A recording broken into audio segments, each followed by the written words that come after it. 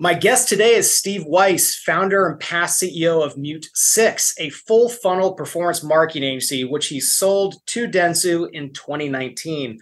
This is a story about bootstrapping over 5 years and building one of the largest digital marketing agency exits there has been. This is about more than just one business. Steve is a lifelong entrepreneur. We're going to dive deep into how in the heck he built not just MuteSix, but the different businesses. MuteSix went to over, 500 employees. You managed over $1 billion of ad spend on Facebook. So this is going to be a really cool journey. And the people who should listen to this are entrepreneurs who are in the thick of it. People who want to become entrepreneurs. People who are transitioning life, for example, transitioning vets that we help out with 51 vets. And really just anybody who's interested in entrepreneurship and building businesses. So Steve, hopefully I didn't butcher the story too much. No. Let's start off with, how did you make your first dollar online? Oh, online. That's interesting. I think it was 2007. I was an email marketing spammer. 2006. So I found, I was on the IRC, and like most kids who were in a computer, actually, sorry, it was before that. It was 2003. Like most kids who, they were very early on, AOL dial-ups, and like most kids, like I wanted to make money online. I did stuff in my childhood, which I wasn't very proud of. I sold drugs as a kid. Like, some people listen to this who have done stuff they're not proud of. I sold some pills and and I actually got robbed at gunpoint, and I never sold drugs ever again after getting pistol whipped and some teeth knocked out. And that's a story in itself, but I wanted to find ways to make money online. I came from a single mother. We didn't have much growing up. I never lived in a house as a kid. We always lived in apartments or condos. We moved from place to place. And so I had this deep desire to figure out how to make money. That was like my life, in a way, my life mission was to pull myself out of this demographic and really be able to not worry about like how to afford dinners and how to afford lunches. And so the way it happened was I was on the IRC, and at first I'm looking for free content, free videos, free adult content at the time. This is when you had to actually pay for adult content, and someone posted a video that said that you could make money, sending, connecting to mail servers and sending unsolicited email. And this was the early affiliate marketing, and I kind of just jumped all over it. And then, so how old were you again? I was in 2003. I was, I think, 17. Yeah. And let's rewind past that. I mean, what was the story growing up? Yeah, I mean, from New Jersey, my mom raised me. She worked 3 jobs. She was always really intent on me staying out of trouble. And I love sports. Sports was like what really inspired me, like the competitive nature, the camaraderie, being around other people that really, that wanted as much as you. And I played basketball as a kid. So literally my whole summers, all my winters, it was just basketball. I had nothing else in my life except basketball. And sadly, I didn't make the NBA. Not a lot of 6'3" white kids make the NBA, Jordan, sadly, Go figure, right? and neither do 5'7" white kids. Yeah. So like I needed another path to success, and I was very ambitious. I wasn't a guy that could just work a job. I never envisioned myself.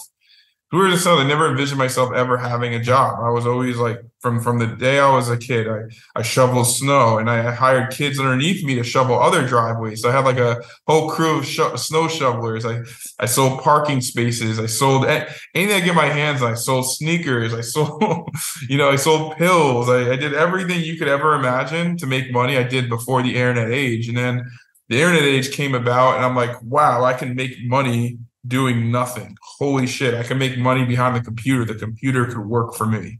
And that really was the biggest unlock of my life when I'm 17 years old, and I rigged the time, I was getting paid money to send out emails and generate leads of people that wanted mortgage leads. So they wanted mortgages. This is 2003, very early on. And what I understood was the more emails that I could send out, the more mortgage leads I could produce of people that wanted mortgages. And I sold these mortgage leads to mortgage companies. I know this for, for a 17-year-old kid, I didn't know what a mortgage was, but I knew that there was a supply, a way to get your hands on the supply, and a high demand. And I started rigging up more and more computers to send out spam to get mortgage leads. And that's how I started. So how'd you go from what was next? I mean, how'd you go from that to MuteSix? Let's fill in some of these gaps.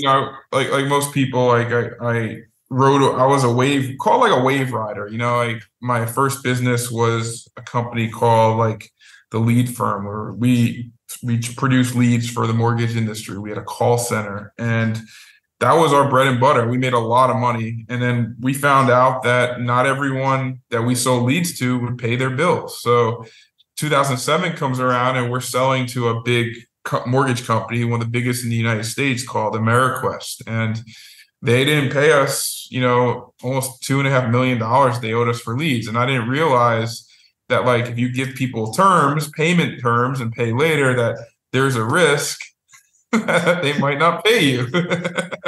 Go figure, right? That was like a business lesson. I'm like, holy shit, like, why are you paying us? Like, what does that mean? You're going bankrupt. I don't know what that means. Like, what does that have to do with me? I want to go out and party. Can you send me my money? And so, like, that business like flourished until end of 2007, when, if you guys remember, people listen to this podcast, that a lot of lenders, called like mortgage lenders in the US, they went out of business. So a lot of our clients couldn't pay their bills and went out of business. And that was like one of the most difficult challenges of my life. I thought I was a successful person. I made, I think it was millions of dollars selling leads at a very young age. I thought I was successful, and to have everything ripped away and be starting at fresh at nothing was extremely difficult. So what were you doing in 07, 08 when there go the clients, there's no more money, no more millions coming in? What did you do? So I took the money. So we were, at the time we were buying leads from what you call like affiliates, people that like would sell us leads and then we would resell them to mortgage companies. And we were also buying leads from Google. So we're buying advertisements on Google, and then what we call arbitraging them back to a cost per lead. And Google we were on paid terms with. So we paid Google, I think it was net 20 or net 30. We paid our affiliate vendors also net 20 or net 30. And the realization happened that we weren't getting paid from our like mortgage companies. So we couldn't afford to pay, the people that we were buying leads from, supply and demand. You bought from one place, sell to another place. And so I took most of the capital that we had our business, and I made a decision that I just wanted to pay the right thing to do, which was a very tough decision. It was just to pay everyone off and just shut shop. So I could have easily kept that money and just said, kind of, in other words, fuck you to everyone else. But it really wasn't in my nature to really, I know I'm not perfect in any ways, but it's not my nature to do that to people, and to people that relied on us to pay their bills. So I paid everyone off and I closed up shop, and that was that. And it led to a lot of a lot of depression, a lot of anxiety, a lot of like not having a purpose. And, I left college. I didn't graduate the way or do what I want to do in college. And I started like just traveling. I moved to Thailand for a little while. I did a stint out there, and I was trying to find myself. And I think that was one of the most interesting times of my life, when you have a lot of success and then you go to zero overnight. How'd you get through that? How'd you just kind of recover mentally from that extreme low to the extreme high, back down again? Did that just kind of make you think back to growing up in, single parent household, and there's kind of like that mentality of like, where am I going to eat? Yeah, well, I had really bad anxiety. For those people that also had anxiety, like I went through times where I was scared to go outside. I felt like my heart was like gonna like burst out of my chest. I had really bad anxiety and really bad just depression, and I knew like I had to overcome my own self before I could move on to something else. So I had to overcome anxiety, and I know that's a really scary thing, is how do you overcome something that's not very clear? How do you overcome and experience and how do you overcome yourself. And I didn't want to take pills. I didn't want to take anything. And maybe that was the right or wrong mentality to it. But I came up with this strategy that I was going to go, and anything that I was scared of, the thing that I was most scared of, I was going to do. That was it. That was literally, if I was scared to travel somewhere, if I was scared to start something, if I was scared to start over again, whatever it was, I literally would focus on just doing that. And I came up with the way to beat anxiety is to take the thing you're most scared of and just go do it and kind of face your fears like head on. Did you have anxiety growing up? None. No, I just had it after that business. That was the reason why I dropped out of college, was that I just had like really bad anxiety from that business, in my head, I vowed I never wanted to be an entrepreneur ever again. Like I hated entrepreneurship. I didn't want to have anything to do with it. Because of the extreme volatility. Extreme volatility, from making like millions of dollars to making zero and losing it all. Like I just didn't want any. Like if someone was like, "Hey, you could be an entrepreneur. Here's an easy path," I would say I have no interest in it. And for the next like 5 years, I did everything that I didn't want to have anything to do with business. I didn't want anything to do with that. I stayed as far away from it as possible. Yeah. So then you were in Thailand for what, a year or two? No, not like 6 months, not super long, but I lived really like frugally there. I got to like experience a lot of culture. And then I came back to the US and I got into comedy and acting. And I was really like, I had like a new interest. I was like, the act of going on stage and trying to make people laugh, that was like an adrenaline rush for me. I was like, wow, like I could connect with people in a way that was totally different than business. How many times did you do stand-up?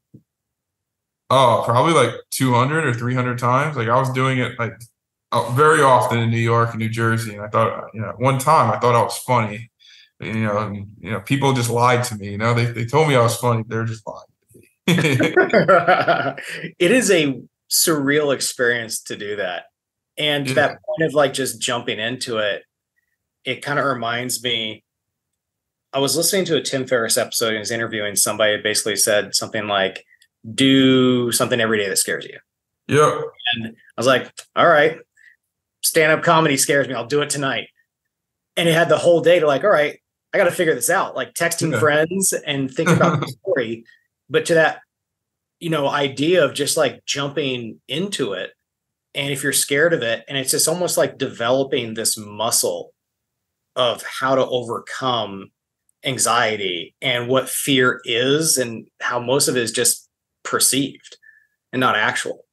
Someone told me that the way the mind thinks about reality is way different than reality actually is. And if you could decipher, that this isn't real, whenever you have a memory or a moment in your life where you're, and you can just say to your mind, this isn't real, this is not real, this is not reality, it really helps you like deal with a lot of those problems. And I would have a lot of anxiety around like creating realities that didn't exist, having low confidence in myself. Like, I didn't graduate college. I didn't come from, give you an example, like while I was doing comedy, I applied to every single company you could ever imagine. I spent hours and hours and hours applying for a job and no one like would get back to me, like, cause I didn't have the pedigree that other people had.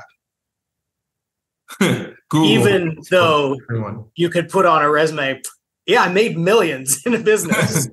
Not qualified. The interesting thing is, as an entrepreneur, when people are hiring others, they don't value the entrepreneur skill set on paper, and they don't know what it's like. So like, I feel like I was like a victim of my own success. Like, when I overcame my anxiety, I just wanted a job. I was like, I'll work for anyone. Just literally just hire me. Like, I'll do whatever it takes. And like, I felt like no one wanted, at least no tech companies wanted to hire someone that didn't have the pedigree that other people had.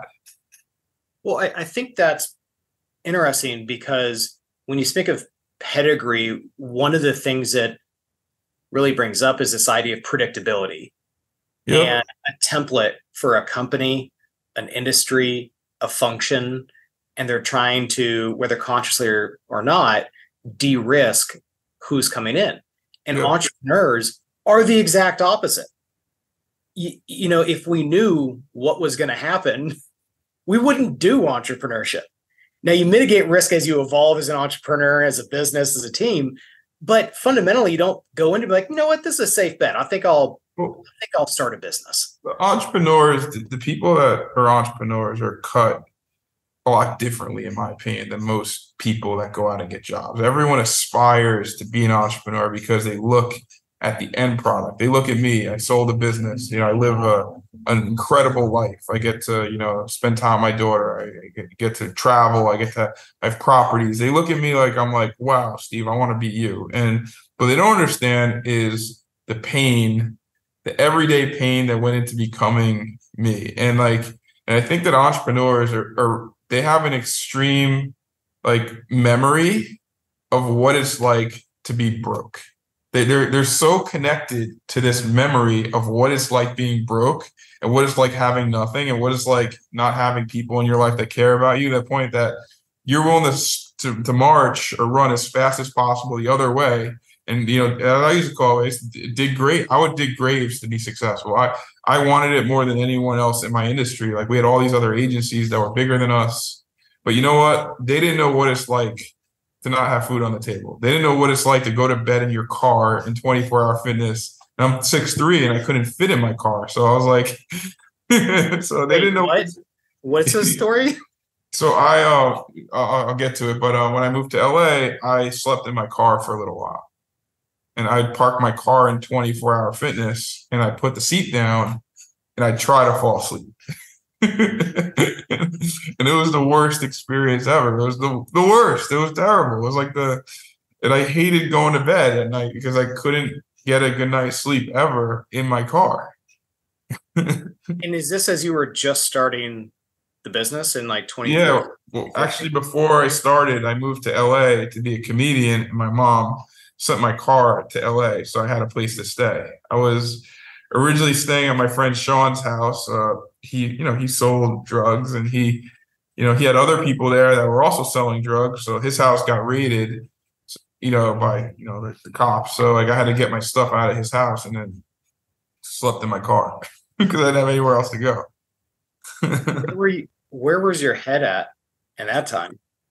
I mean, I was depressed. I mean, I was like in tears. The guy I considered my stepdad, he was one of the 11 people who died in Hurricane Sandy, and I moved to LA right after that. So I missed my mom. I missed my family in New Jersey, and but I knew, like, to overcome my fear, I needed to be in LA. I needed to be on my own. I needed to make it on my own. And so on one hand, like, I was really sad, like, in my heart that I just lost my stepdad. But on the other hand, I was like, I had a pen and paper that I just continue to write down.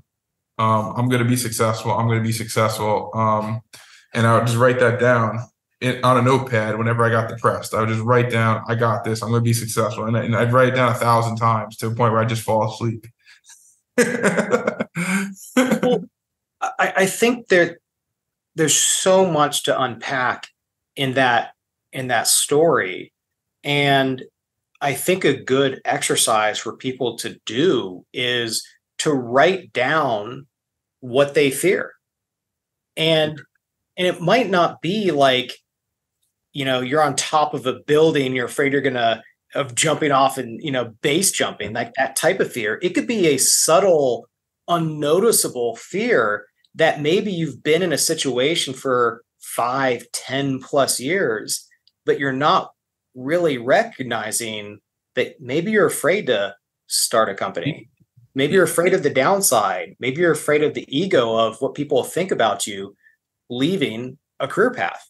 Even more compelling is, I think the understanding your fear is extremely important, but even more is like, we all want an outcome. We all want something. What is the outcome we want? And I think it's really important to, like, all right, you're going to take that risk. You're going to start this company. You're going to, whatever the risk is, what is the outcome that you want? And I think that you should write down the most desired outcome that you want. At the time, I wanted to be successful because I wanted to have a place to live. I wanted a bed. Eventually I wanted to start a family. I wanted a wife. I wanted a kid. I wanted kids. I wanted all that stuff that I grew up that I didn't have. Like, I didn't have the most perfect family upbringing. So I wanted like everything I didn't have. So I'd write that down. I'd write down continuously all in my notebook. And to this day, I journal almost every day. I write down my thoughts. Well, it's interesting because you're talking about this entrepreneurship and people don't see what happens. I think it was about a week or two ago. It was probably 11 or 12 at night. Jing was asleep and I was looking through my journal, on my Evernote journal from 2016 when I started our first business. And I was just like, holy crap. How in the heck did we make it? Like we had $50 in the bank account. And I wrote down like Gene cried version 1, Gene cried version 5, Gene cried version 12. And I had screenshots of our bank account. I remember there was one time I was like $500 in the bank account day before, and then closing balance was $125 like in one day. And then there's just all these things of like, and of all the, honestly, the difficult times. And then reviewing that made me think that I have to start writing down wins on a daily basis. And there's this book called The Gap and the Gain by Dan Sullivan. And one of the things he talks about in there is writing down the wins that you want to have the day ahead of you. And at the end of the night, the wins that you had, and starting your meeting with wins. So now at the dinner table with our kids, we're talking about how was school? What are the wins that are happening? No, because I realize like as entrepreneurs, like it's so easy to focus on the bad stuff that happens along the way. So easy. Like, I haven't taken salary for 2 months, but I hired people, or how in the heck are we going to solve this tax issue, or all these things, like the ups and the downs. It's, I think as I reflect back, now that I've, sold a company, I've made more money than I'll ever need. The journey is more impactful than the destination. The journey of going through that, of like testing yourself, testing your own resolve and the way you react. And that's the most impactful journey as a professional that you will go through. And I think like, it's really, when I started MuteSix, I never in a million years thought I'd ever sell a business. Never. I didn't start to sell. I didn't ever believe it. Everyone would tell me that you can't sell digital marketing agencies. They're not actually real businesses. And it was just like a hamster wheel. It was like, oh, you're just going to get clients, hamster wheel, hamster wheel. So I didn't start it for that. I just wanted to survive, man. Like very simply, I just wanted to be able to make enough money to put food on the table and have a place to go home to. Well, let's go to that next step in the journey. How did you start MuteSix? What's the background? So I really wanted to do comedy. I know it's almost like that Adam Sandler movie, the Happy Gilmore, where he just wanted to become a hockey player, but he was playing golf. Do you remember that? Yes. The more he was like playing golf, he's like, no, I'm not a golfer, I'm a hockey player. So I would just be like, no, I'm not a business person, I'm a comedian. 364 more days till hockey practice. Yeah, exactly. And that was like the analogy I used to people. I was like, no, I'm not a business person. I'm a comedian. Like, I'm comedy and improv. And I would just like kind of lie to myself to tell people, no, I know I'm good at business, but I'm also like a comedian. So, this is who I am. So, I got to LA and like, I didn't want to be an entrepreneur. I hated entrepreneurship. I was like still scarred from the past, but I've always been really good at making money. I know it sounds crazy to say, but like, I'm good at making money.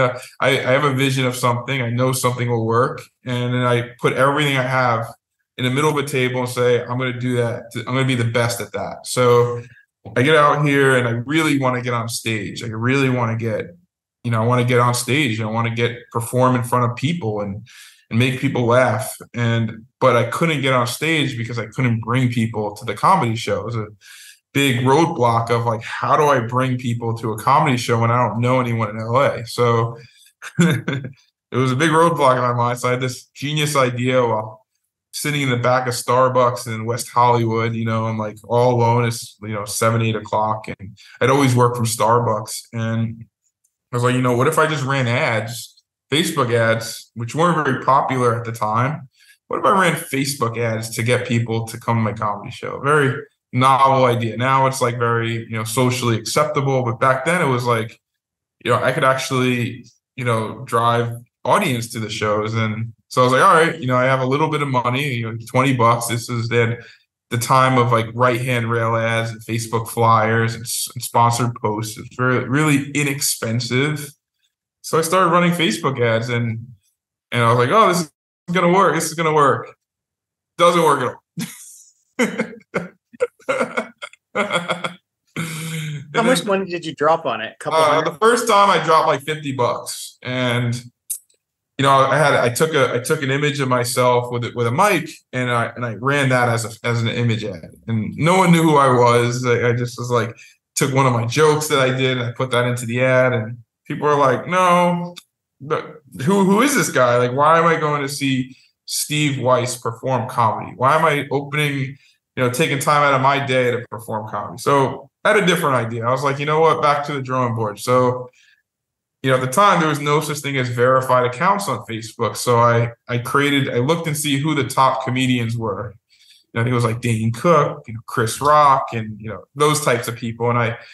So I was like, what if I just create a fan page saying this is Chris Rock official fan club? And then, so I created a fan page around like these top comedians. I said, then I created an ad that said, Chris is performing at this comedy club where I was doing an open mic, and I would say, use my name at the door. And that worked really well. That was like, random people would show up at the comedy club using my name. And I always got on stage when I ran ads the day before that. And that was how I got into Facebook ads, was just being intellectually curious about how do I drive people to my comedy shows. Well, and I think that's a good lesson of how many businesses start. It's just you experience the problem and then you explore and discover and experiment, and eventually a solution starts to take shape. Yeah, it was, I don't think you should give up. There's always an answer to a problem. There's always an answer to a prayer somewhere, just have to be crazy enough to think about it. And I just happened to be crazy enough to think of a solution to a problem like that. And then I came up with other solutions. I was like, wow, like I bet there's other businesses that have the same issue, that they want to drive new customers, and they want to figure out how do they integrate creative, aka videos and text and ads, to drive performance, which is equal to sales on social media. So I wanted to, I had this vision that I could help businesses do this. And at one of my comedy shows, I met the first brand that we ended up working with. And that's how it all started. That was how MuteSix started. It was just me meeting someone at a comedy show and then running their ads. And then we just started making. How did that conversation go? I mean, what? Did they come up to you and be like, I saw your ad. No, it was a casual like conversation of sorts. It was just like they were like a new fashion brand, and they were like, how do we, I was like just telling them how I like was, using Facebook to drive people to the show. I kind of told them, I was honest. I was like, yeah, like Chris Rock isn't performing here or something, and that was me who ran a fake ad. And I was like, I just owned it. I was like, yeah. Well, it got me here. Yeah, and so like they let me run, and so they told me that, hey, listen, you could run, if you want to test out Facebook, we're willing to invest some money with you and see if we can make it work as a sales channel. And I ended up having some success with them. I scaled them from spending $0 on Facebook to spending almost $50,000 a month, and at a 4 times profit. So they're making $220,000 a month and spending $50,000 a month. And then that's how we all started. And it was all this multiple of flipping money. It was like, hey, if I spend X, how much revenue will that drive? And we were really good at figuring out and quantifying, how much money you could spend, how much revenue you can make, and attributing that back to the Facebook ad. And we did it at scale. We built a whole sales team, and we built processes. Was this like 2014, 2015? Yeah, 2014. Like I'll go on a limb and say that we sold Facebook ads better than Facebook sold Facebook ads. Like we sold more companies on Facebook ads than any than I think anyone in our space, like, or one of them. Like, we were really good at selling Facebook ads and creative. Like, we've probably worked with thousands and thousands of companies.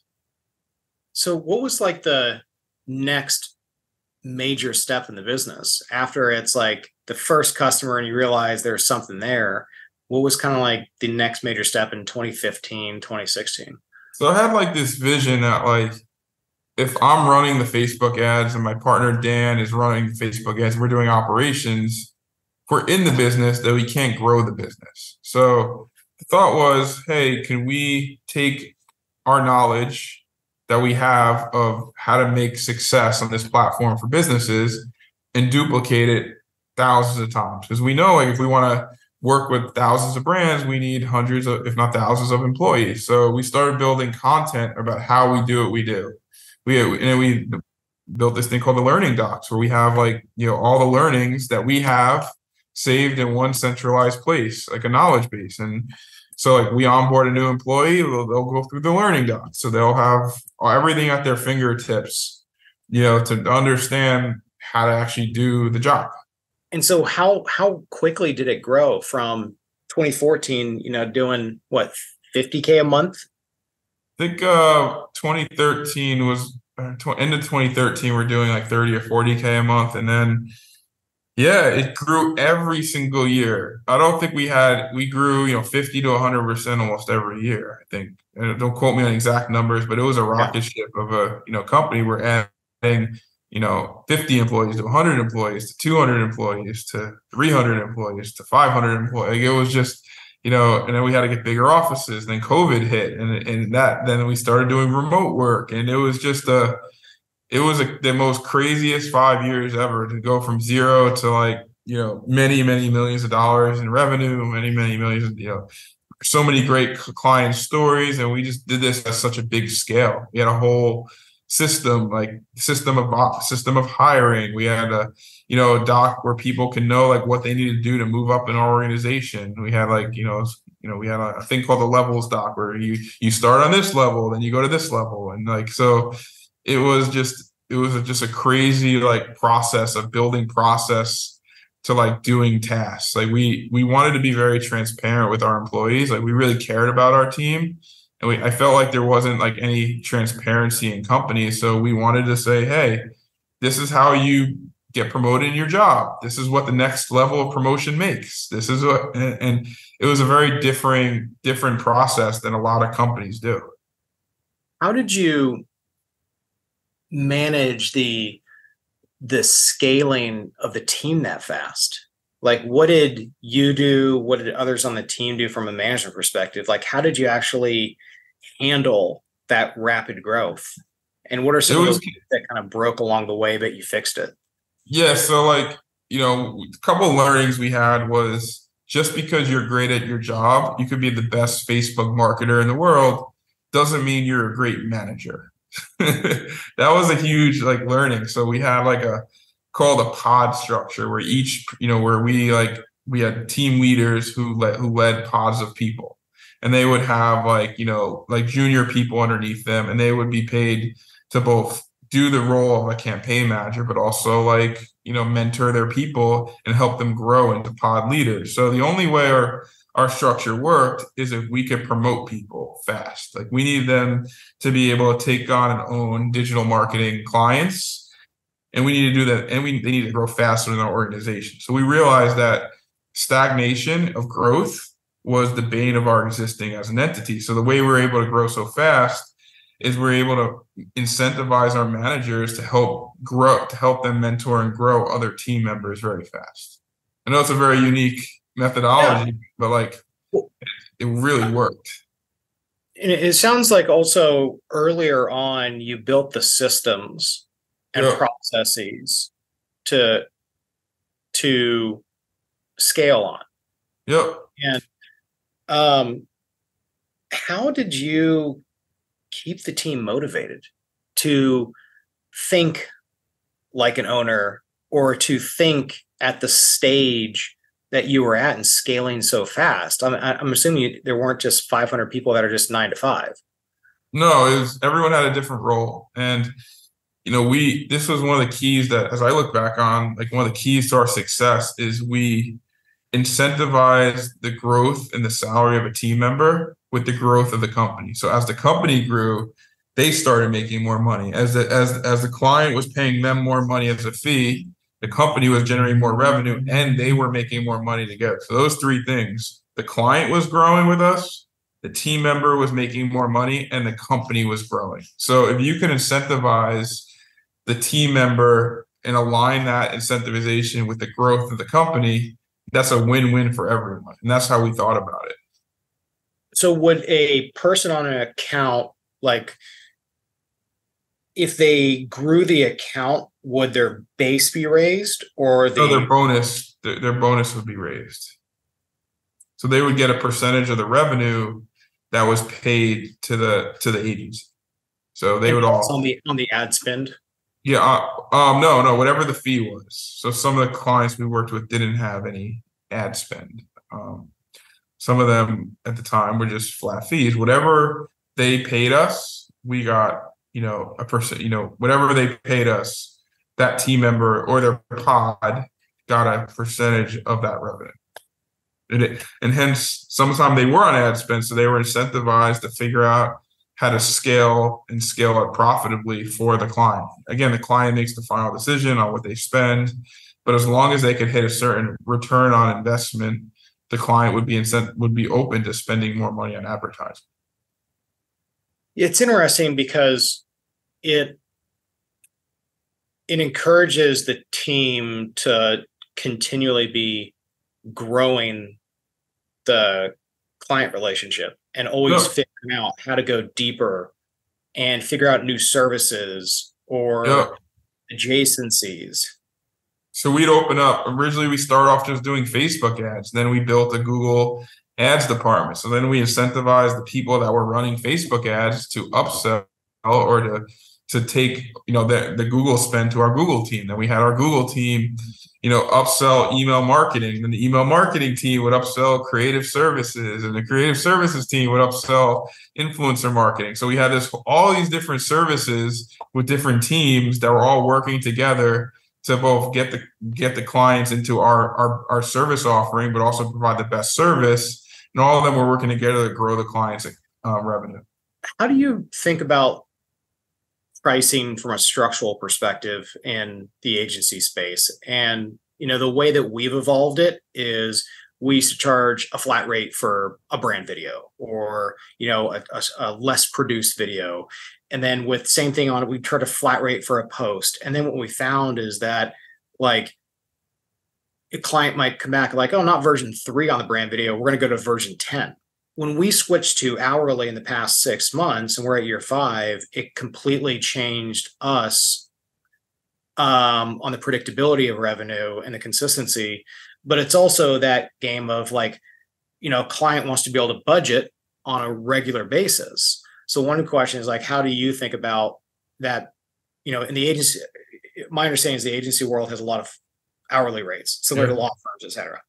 But how have you thought about that balance between? I think it's impossible for an agency. It's very hard for an agency to scale charging hourly. I think that the marketing person is not built to be an hourly employee because they're thinking, what is marketing? It's cognitive thinking. It's thinking about how this brand looks in front of a consumer. It's thinking about the messaging. It's thinking about the platform. It's thinking about so many other areas that you can't quantify from an hourly perspective. So I think that, this healthiest way for an agency to scale or any services company to scale is to really think about the strategic services that's being provided, that like saying, hey, listen, you're working with us because you want the best strategy. You want to know what types of videos, you want to know what types of scripts. And so I don't believe in hourly. I don't believe in selling anything by a video. I think that, what people are hiring you for is your strategy, and your brain in any type of marketing services. So I think that the best way to package that is in some form of a contract, a monthly contract, a monthly retainer, similar to like a services company that just does retainers. I don't think that hourly. I don't think you guys are lawyers. I don't think marketing people are lawyers. We're very different lawyers. So how do you bridge the gap between what you did and your clients did of, hey, strategy plus, here's a watch, here's a Garmin watch, and I'm gonna run the ads on this on social, and I know you spent 100,000 and you got 400,000 back. That's where I think what I understand of what you guys are generally at versus us, our client goals. So our clients are typically like a private equity firm, an investment bank. Now, our clients' goals, like a private equity firm, are I want to raise a $500 million fund. I want to source another company and write a $25-50 million check. Yep. I want to hire a VP or an associate to come to our firm and not another firm. How the heck do we bridge that value gap? Because a lot of what we're doing is brand marketing. It's not, I saw this LinkedIn post, I clicked on it, and then a week later, I wrote a $50 million check. So there's like, we know, and this is kind of like this frustration on our side. We know that we are more than marketers. That's part of our tagline. But how do we bridge the gap between $25,000 to $50,000 video and wait a second, we moved the needle for you to raise that $500 million fund? Yeah. So I think that you're underselling yourself. I think that you're not selling a video to a private equity firm or capital deployer. You're selling a strategy that's going to humanize their firm and attract talent, attract investment, attract attention. You're saying that, listen, the content we create for you using our strategy and our playbook is going to attract attention. And that's a strategy. That's not just doing a video. I do video, I charge 20 grand. No, that's a strategy. That's actually you cognitively thinking how to position this firm, writing scripts. So much more goes into that, which platforms to use. So I think that you base every single thing you do around the goals of the client. And you say, listen, similar to what you're doing already, what is your goal? Like, why? Like, what is the why? Why do you want your private equity firm to be out there? Why do you want to, hire someone like me? Like, why? Okay, well, I really want to make the path to raising my next fund easier. I want people, when I send my deck to people, or I want them to know, oh, I've heard of you guys. I saw a video of you guys. That was really interesting, the way you talk about the future of later stage investing. Like, you want to understand the why of every single person that you work with. So once you understand the why, then you can create a strategy to help them accomplish their why. And I think how do you get to value? How do you get to pricing that value? Because where we're at is, we know our LinkedIn content, our email content, our websites, our videos moves the needle to sourcing deals, to raising that next fund, and saying, invest in my healthcare private equity firm, not this healthcare private equity firm. How do you price that? I think that it's a variable price. There's intrinsic value that can't be measured. I think you go to them and you say, listen, you agree with me that there's an intrinsic value here that you can't measure and I can't measure. Okay, I agree. There's intrinsic value to the content and the strategy that we're doing. With that said, you need my brain on this. If you really want to accomplish your goal beyond just producing content, you need a very, sensitive, strategic brain on this. And that brain, for me to focus on this and my team to focus on this for an extended period of time, and also measure this video, understand how people are responding, the sentiment, this requires a monthly fee instead of just like a one-time fee. Yeah. Well, maybe we can pick this up again. Yeah. We scratched the surface. Maybe episode 2 will be pricing strategy for certain. No, I love it. I think it's really interesting.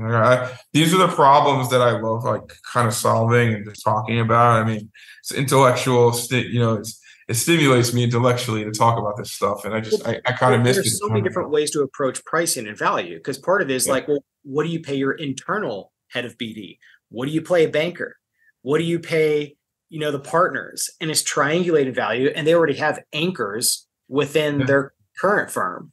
So we can dive into this on episode 2. Yeah, let's do it.